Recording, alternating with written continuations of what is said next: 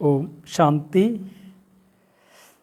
1 अक्टूबर 2022 के ईश्वरीय महावाक्य सुनते हैं। आज बाबा क्या कह रहे हैं कि मीठे बच्चे आपस में एक दो का रिगार्ड रखना है। आपस में एक दो का रिगार्ड रखना है। अपने को मियाँ मिट्ठू नहीं समझना। बुद्धि में रहे कि जो कर्म मैं करूँगा मुझे देखकर सब करेंगे। ये कब का वाक्य है? ब्रह्मा बाबा का। ये साकार में ब्रह्मा बाबा का वाक्य है। जब ब्रह्मा बाबा जब गेहूं साफ कर रहे थे तब बाबा ने ये कहा था कि बच्चे कि मुझे देखकर सब करेंगे, जो मैं करूँगा मुझे देख के सब करेंगे। ये उसी वक्त बाबा ने हम बच्चों को शिक्षा दी थी। प्रश्न है, कौन सी अवस्था जमाने के लिए बहुत बहुत मेहनत करनी है? उत्तर है कि गृहस्थ व्यवहार में रहते स्त्री पुरुष का वाहन समाप्त हो जाए। मनसा में भी संकल्प विकल्प न चलें। हम आत्मा भाई भाई हैं। प्रजापिता ब्रह्मा के बच्चे भाई बहन हैं। ये अवस्था जमाने में टाइम लगता है। साथ में रहते विकारों की आग न लगे,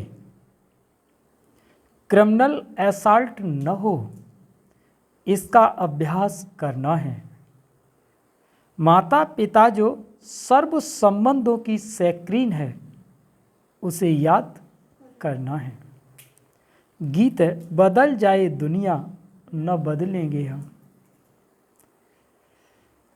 ओम शांति। यह बच्चों की गारंटी व प्रतिज्ञा है। क्या? कि बदल जाए दुनिया न बदलेंगे हम। प्रतिज्ञा कोई मुख से नहीं की जाती। जब बच्चे बाप को पहचान लेते हैं तो प्रतिज्ञा हो ही जाती है।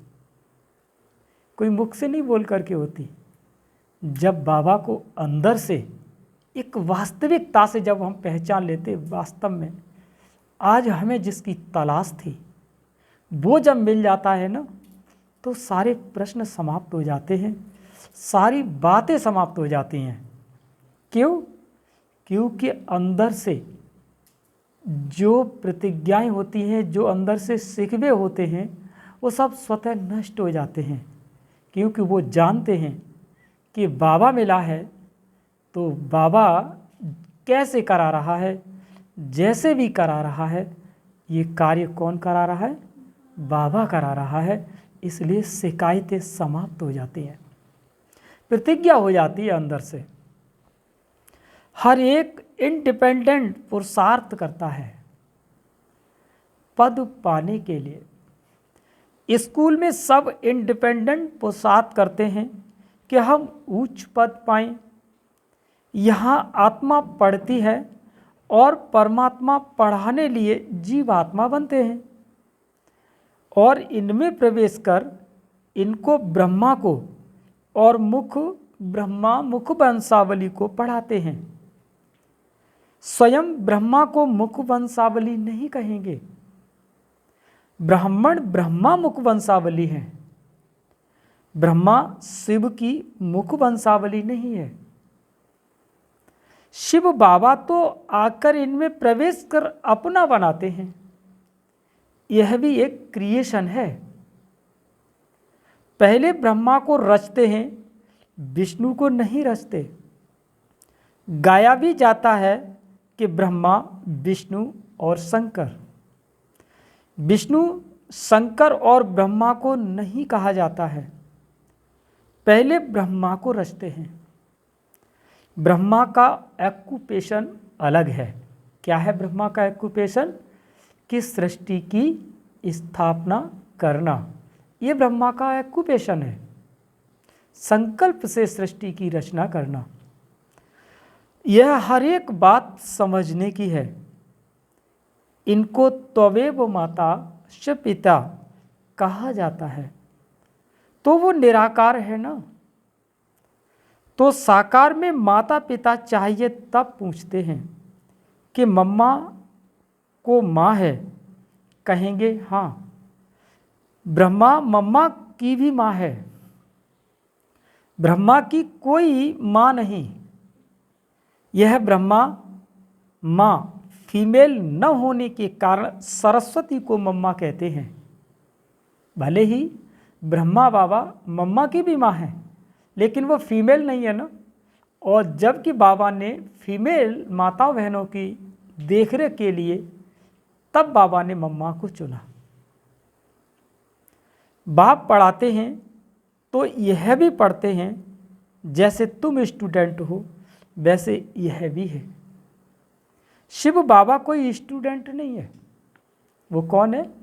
वो सुप्रीम टीचर है, वो सुप्रीम गुरु है, वो बाप है।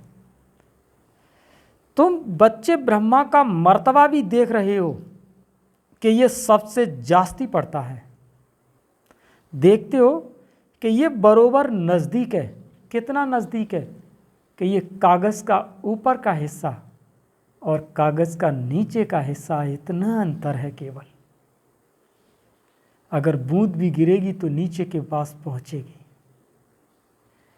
पहले किसके कान सुनते हैं?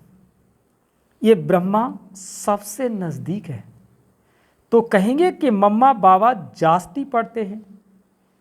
फिर नंबरवार सब बच्चे पढ़ते हैं। भले ही बाबा कहते हैं बच्चे, जगदीश बच्चा मम्मा बाबा से भी अच्छा समझाता है। बाबा की मुरली पढ़कर धारण कर फिर गीता मैगजीन आदि बनाते हैं, क्योंकि यह शास्त्र आदि सब पढ़ा हुआ है।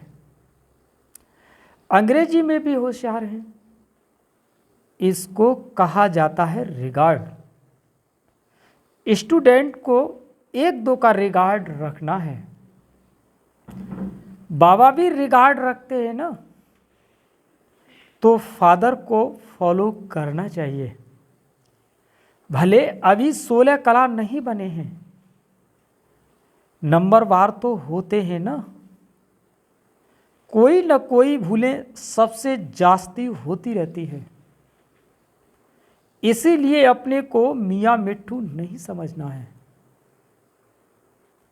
जैसे कर्म बाप करते हैं अथवा मैं करूँगा, मुझे देख सब करेंगे, तो एक दो का रिगार्ड रखना है। बाबा को भी रिगार्ड रखना पड़ता है। लोग कहते हैं कि ये स्त्री पुरुष को भाई बहन बनाते हैं, तो जो बुद्धिमान बच्चा होगा तो झट कहेगा कि परमात्मा के बच्चे तो सब हैं, तो भाई बहन ठहरे ना। प्रजापिता ब्रह्मा के बच्चे भाई बहन हुए ना। भाई बहन बनना अच्छा है ना। बाबा के बच्चे बनेंगे तो वर्षा ले सकेंगे। वर्षा मिलना है शिव बाबा से ब्रह्मा बाबा द्वारा, तो ब्रह्मा कुमार और कुमारी बनना पड़े। फिर कभी भी विकार में जा नहीं सकते, नहीं तो क्रिमिनल असॉल्ट हो जाए। बाबा कितनी अच्छी रीति समझाते हैं, पवित्र रहने की युक्तियाँ भी बताते हैं। स्त्री भी कहती है बाबा, पुरुष भी कहते हैं बाबा, तो स्त्री पुरुष का भान टूट जाएगा।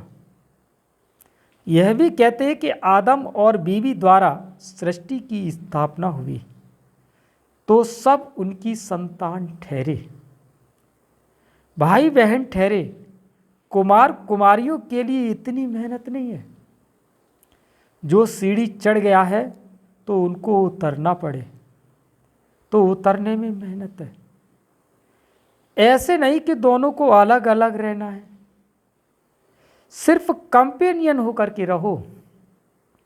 सतयुग में कोई अपवित्र नहीं होते और वहाँ बच्चे का भी इंतजार नहीं होता।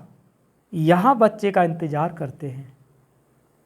वहाँ समय अनुसार आपे ही साक्षात्कार होता है। मनुष्य तो कहते हैं कि ये कैसे हो सकता है, भला यहाँ के संपूर्ण विकारी कैसे समझे कि वहाँ निर्विकारी होते हैं। वहाँ देह अभिमान होता नहीं, यहाँ देह अभिमान रहता है। देह छोड़ने पर लोग कितना रोते हैं, वहाँ रोना होता नहीं। वहाँ समय पर साक्षात्कार होता है कि शरीर छोड़कर जाकर प्रिंस बनना है।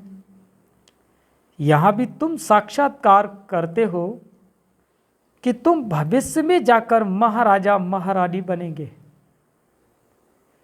श्री कृष्ण जैसा बालक गोद में देखते हो, साक्षात्कार से मालूम नहीं पड़ता कि सूर्यवंशी महाराजा महारानी बनेंगे या चंद्रवंशी, क्योंकि ये बिल्कुल नई बात है। इसीलिए कहा जाता है कि पहले बाप को पहचानो।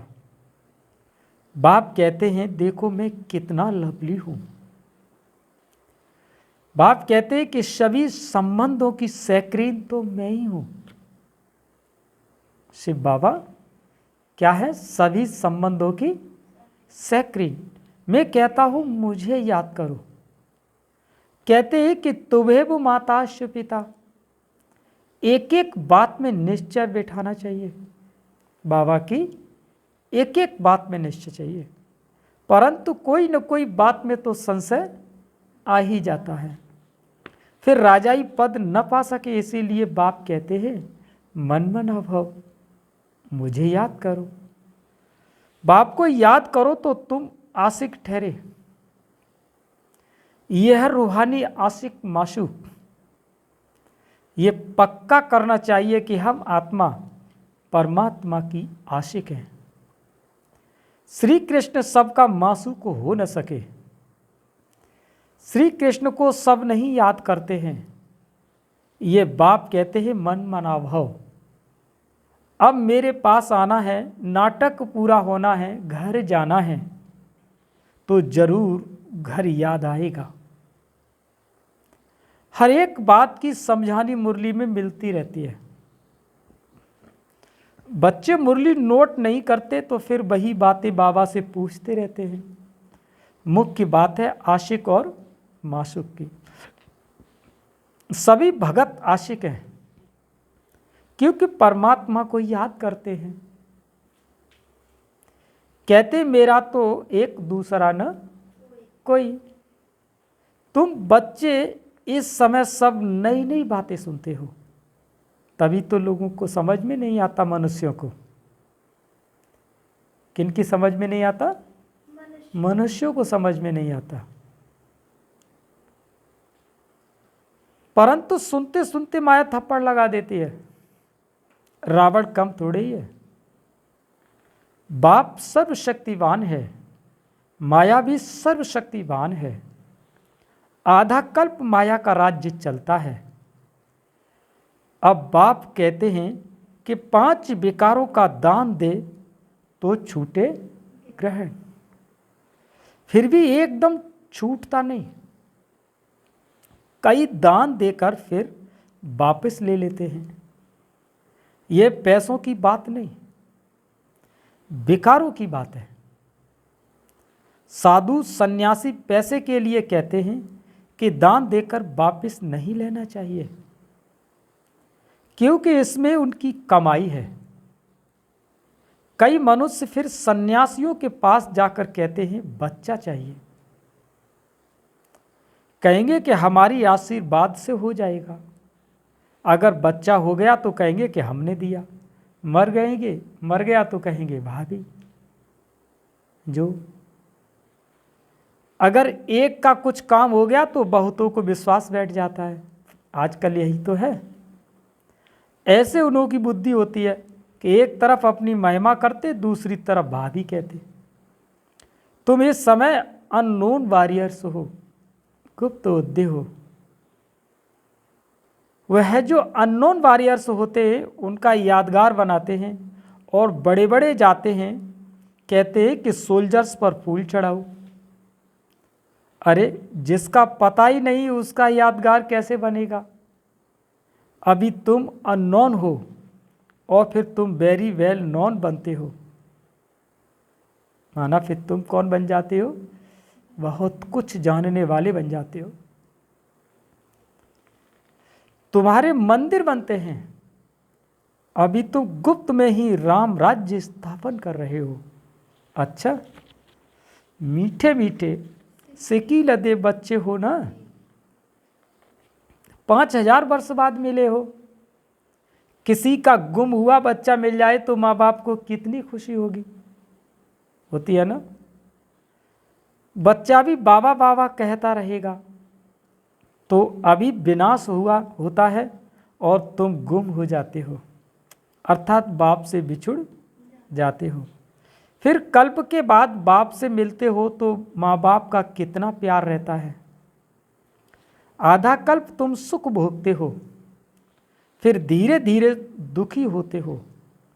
सन्यासी कहते हैं ना कि सुख कागविष्टा समान है, वह भी बेकार के लिए कहते हैं। गुरु नानक ने भी कहा है कि मूत पलीती कपड़े धोए, तो कौन धोएगा? वह एक परमात्मा ही है जिसको कहते हैं एक ओंकार। सिख लोग ये गाते रहते हैं, यह ज्ञान में तुम बच्चों की बुद्धि बड़ी सुरूढ़ माने सयानी चाहिए, क्योंकि आत्मा को जगाना होता है तो आपस में सुरूढ़ बनती है ना। कोई कोई तो बहुत अच्छे सुरूढ़ बुद्धि हो जाते हैं, माताएं कन्याएं बहुत अच्छी खड़ी हो जाती हैं, नहीं तो माताएं बैठ पति को समझाएं, इसमें बड़ी हिम्मत और निर्भयता चाहिए। बाकी तो सब नरकवासी हैं, दुर्गति में हैं। वह तो भक्ति में खूब नाचते ताली बजाते रहते हैं, सद्गति तो होती नहीं। तुम बच्चे सद्गति में जाने के लिए बिल्कुल चुप रहते हो। नारद ने कहा मैं लक्ष्मी को बरूं, वास्तव में लक्ष्मी को बरने के लिए तुम पुरुषार्थ कर रहे हो। भगत तो बर न सके। लक्ष्मी नारायण को कैसे राज्य मिला, कब मिला और कब कहाँ गए, यह सिर्फ तुम जानते हो, इसीलिए तुम मंदिर में जाकर माथा नहीं टेकते हो। समझते हो कि हम ही लक्ष्मी नारायण बन रहे हैं, तुम्हारा माथा टेकना बंद हो गया। वो कहते हैं कि ये नास्तिक हैं जो माथा नहीं टेकते। वास्तव में तुम ही आस्तिक हो। नंबरवार पुरुषार्थ अनुसार वह तो अनास्तिक हैं जो परमात्मा को नहीं जानते। अभी तुम धड़ के बने हो, फिर माया भी थप्पड़ लगा देती है, जो आर्फन वन निधन के बन पड़ते हैं। भले ही बूढ़े हैं, परंतु माया उनको भी जवान बना देती है। माया के तूफान आते हैं, एक दो का हाथ पकड़कर सहयोगी बन इस नई यात्रा पर बाप की श्रीमत पर चलते रहना है। सारा मदार है बुद्धि की यात्रा पर, अचल अडोल अंगद की तरह बनना है। अंत में वो अवस्था आनी है। अच्छा, मीठे मीठे सिकी लदे बच्चों प्रति माता पिता बाप दादा का याद प्यार और गुड मॉर्निंग। रूहानी बाप की रूहानी बच्चों को नमस्ते। हम सभी रूहानी बच्चों की रूहानी माता पिता बाप दादा को याद प्यार गुड मॉर्निंग, नमस्ते नमस्ते नमस्ते। अब सुनते हैं धारणा के लिए मुख्य सार। पहला पॉइंट है, एक दो का हाथ पकड़ सहयोगी बन बाप की श्रीमत पर चलते रहना है। बाप जो सर्व संबंधों की स्क्रीन है, उसे बड़े प्यार से याद करना है। दूसरा पॉइंट है, जैसे बाप हर बच्चे को रिगार्ड देते हैं, ऐसे फॉलो करना है। अपने बड़ों को रिगार्ड जरूर देना है। वरदान है, नथिंग न्यू के पाठ द्वारा विघ्नों को खेल समझकर पार करने वाले अनुभवी मूर्त भव। फिर से सुने वरदान, नथिंग न्यू के पाठ द्वारा, यानी नया कुछ नहीं, का पाठ द्वारा विघ्नों के खेल को समझकर पार करने वाले अनुभवी मूर्त भव। हमें मालूम है कि जो भी विघ्न आया है वो बाबा साथ है तो पहाड़ भी रुई के समान होना ही है। विघ्नों को देखकर घबराओ नहीं। मूर्ति बन रहे हो तो कुछ हैमर माने हथौड़े तो लगेंगे ही। हैमर से ही तो ठोक ठोक कर ठीक करते हैं। तो जितना आगे बढ़ेंगे उतना तूफान ज़्यादा क्रॉस करने पड़ेंगे, जितना आगे बढ़ेंगे। लेकिन आपके लिए तूफान तोहफा है, अनुभवी बनने के लिए। इसीलिए ये नहीं सोचो कि क्या सब विघ्नों के अनुभव मेरे पास ही आने हैं। नहीं, वेलकम करो, आओ। नथिंग न्यू का पाठ पक्का हो तो विघ्न खेल लगेंगे। आज का स्लोगन है, सत्यता की विशेषता हो तो आत्मा रूपी हीरे की चमक चारों ओर स्वतः फैलती है। सत्यता की विशेषता हो तो आत्मा रूपी हीरे की चमक चारों ओर स्वतः ही फैलती है। मातेश्वरी जी के अनमोल महावाक्य। ये मातेश्वरी जी के अनमोल महावाक्य हैं। अगर कोई यह प्रश्न पूछे कि यह जो अपने को इस संगम समय पर ईश्वरीय नॉलेज मिल रही है, वो फिर से अपने को सतयुग में मिलेगी। अब इस समय पर समझाया जाता है कि सतयुग में तो हम स्वयं ज्ञान स्वरूप हैं, देवता ही प्रारब्ध भोग रहे हैं, वहाँ ज्ञान की लेन देन नहीं चलती। अब ज्ञान की जरूरत है अज्ञानियों को, परंतु वहाँ तो सब ज्ञान स्वरूप है, वहाँ कोई अज्ञानी रहता ही नहीं है। तो ज्ञान देने की जरूरत रहे। अब तो इसी समय अपन सारे विराट ड्रामा के आदि मध्य अंत को जानते हैं। आदि में हम कौन थे, कहाँ से आए, और मध्य में कर्म बंधन में फंसे और कैसे गिरे। अंत में हमको कर्म बंधन से अतीत हो कर्मातीत देवता बनना है। जो पुरुषार्थ अब चल रहा है, जिससे हम भविष्य प्रारब्ध सतयुगी देवता बनते हैं। अगर वहाँ हमको ये मालूम होता है कि हम देवताएं गिरेंगे, तो ये ख्याल आने से खुशी गायब हो जाती है। तो वहाँ गिरने की नॉलेज नहीं, ये ख्यालात वहाँ नहीं रहती। हमको इस नॉलेज द्वारा अब मालूम पड़ा है कि हमको चढ़ना है और सुख की जीवन बनानी है। फिर आधा कल्प के बाद अपनी प्रारब्ध भोग फिर अपने आप को विस्मृति कर माया के बस होकर गिर जाते हैं। ये चढ़ना और गिरना अनादि बना बनाया खेल है। यह सारी नॉलेज अभी बुद्धि में है, ये नॉलेज सतयुग में नहीं रहती। दूसरा पॉइंट है, कई मनुष्य समझते हैं कि हम जो कुछ कर्म करते हैं, चाहे अच्छे चाहे बुरे कर्म करते हैं, उनका फल अवश्य मिलता है। जैसे कोई दान पुण्य करते हैं, यज्ञ हवन करते हैं, पूजा पाठ करते हैं, तो समझते हैं कि हमने ईश्वर के अर्थ को भी दान किया है। वो परमात्मा के दरबार में दाखिल हो जाता है।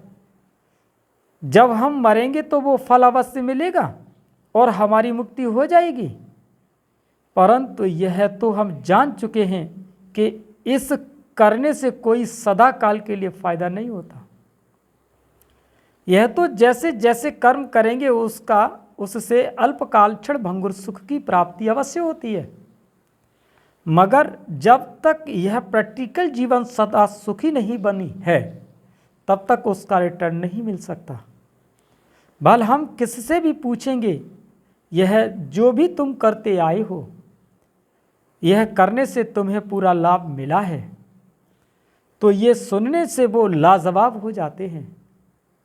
अब परमात्मा के पास दाखिल हुआ या नहीं हुआ, वो हमें क्या मालूम।